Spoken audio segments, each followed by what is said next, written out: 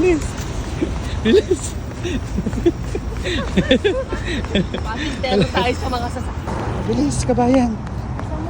Talagang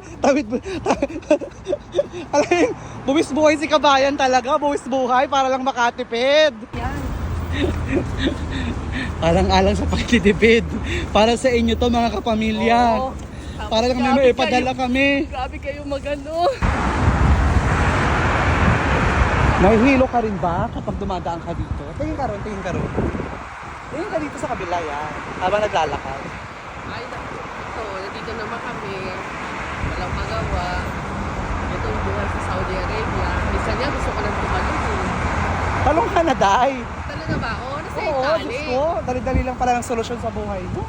Talon mo lang yan. Pero makikiangkas lang ako. O dyan sa baba. Pero sobrang baba neto, Ben. Baka masaktan ka lang. Baka kurutin lang ako, be. Wag na lang. Cancel contract. Balit, alanganin kasi pag ganun. Hindi nakikita tayo.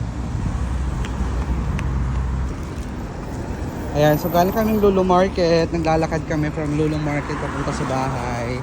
Sobrang tipid talaga ni kabayan, no? Talagang para makatipid lang, talagang lalakarin, no? Oo, exercise to. Exercise din at the same time, tama. Kailangan natin mga OFW yan, ng exercise at least 30 minutes per day. O, di ba? Grabe na yung lakad natin today. Nakapag-shopping ka na, nakapag-exercise ka pa, At may. nakatipid bonus ka pa. May O, di bonus ba? pa. Tatlo. Bonggang-bongga yan, kabayan. Ipagpatuloy mo yan para maging baling kinitang ka na katulad ni Kim Chu. Pa Japan.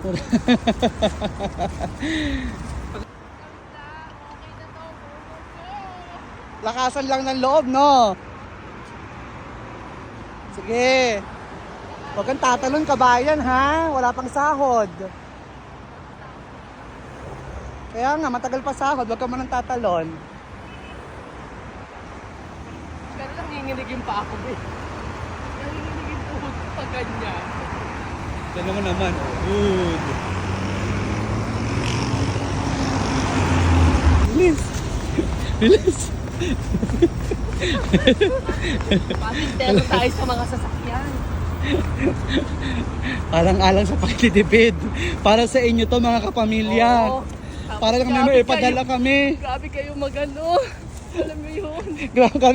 Grabe mag-request. Tapos pag hindi agad napadala, maghihinanakit, magtatampa. Grabe kayo, ang mahal-mahal ng remittance charge. Maya-maya padala.